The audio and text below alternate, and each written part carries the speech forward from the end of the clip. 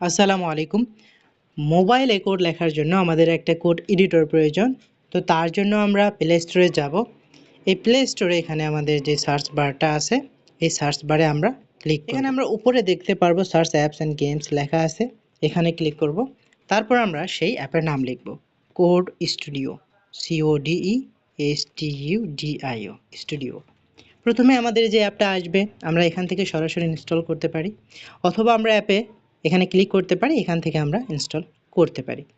তো এটা ইনস্টল হওয়ার পর্যন্ত আমরা অপেক্ষা করি।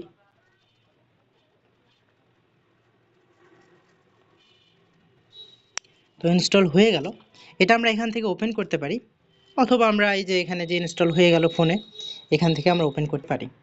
আমরা ওপেন করব। এরপরে আমরা এখানে একটা ফোল্ডারের মতো চিহ্ন দেখতে পাচ্ছি, ফোল্ডারের মতো, এই ফোল্ডারে আমরা ক্লিক করব। এরপরে অ্যালাউ ফাইল অ্যাক্সেস লেখা আছে, এখানে আমরা ক্লিক করব। এই যে অ্যালাউ ফাইল অ্যাক্সেস, এখানে ক্লিক করব। এখানে আসলে আমরা যে অ্যাপটা ইনস্টল করলাম ওখানে ক্লিক করব। এই যে কোড স্টুডিও আমরা এখানে পাইছি, এখানে ক্লিক করব।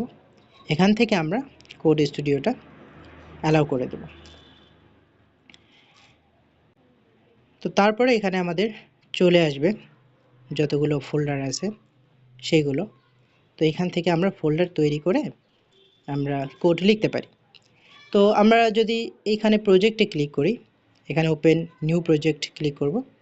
এরপর আমাদের ফোনের ভেতর অনেকগুলো ফাইল থাকবে, এই ফাইলগুলো আমরা অ্যাক্সেস করতে পারি। আমরা ওটা করব না, আমরা এইখানে নতুন একটা ফোল্ডার করব। তো এখানে 3 ডট একটা আমরা চিহ্ন দেখতে পাচ্ছি, এই যে এখানে 3 ডটে ক্লিক করব। তো আমাদের মেমোরিতে যাব, অ্যান্ড্রয়েড হলে আমাদের ফোনের মেমোরিতে নিয়ে যাবে, স্টোরেজ এটা আমাদের ফোনের মেমোরিতে নিয়ে যাবে, আর অ্যান্ড্রয়েড এটা আমাদের যে মেমোরি আছে, মেমোরি যদি মেমোরি ফোনে না থাকে দেখাবে না। তো এখান থেকে একটা আমরা ফোল্ডার নিতে পারি, অথবা এখানে একটা ফোল্ডার তৈরি করতে পারি।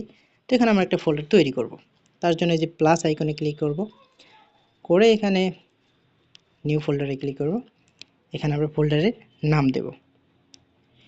দেব, HTML কোর্স, COURSE কোর্স নাম দিলাম, ক্রিয়েটে ক্লিক করলাম, আমাদের হয়ে গেল। তো এই যে আমাদের HTML কোর্স ফোল্ডার, এইখানে আমরা যাব। তো যাওয়ার পরে এখানে আমরা একটা ফাইল ক্রিয়েট করব, তার জন্য আবার প্লাস আইকনে, তো পরে আছে ফোল্ডার, ওটা থেকে ফোল্ডার তৈরি করা হয়। এই যেখানে ফাইল আছে এখানে ক্লিক করব, এখান থেকে আমরা ফাইল তৈরি করব।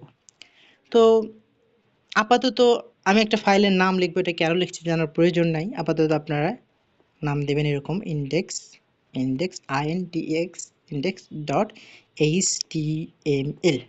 ডট এইচটিএমএল দিলাম। তারপরে আমরা ক্রিয়েটে ক্লিক করলাম। ঠিক এইভাবে আপনারা ফোনে করবেন। তারপরে এখানে আমরা যে কোনো কিছু লিখতে পারি।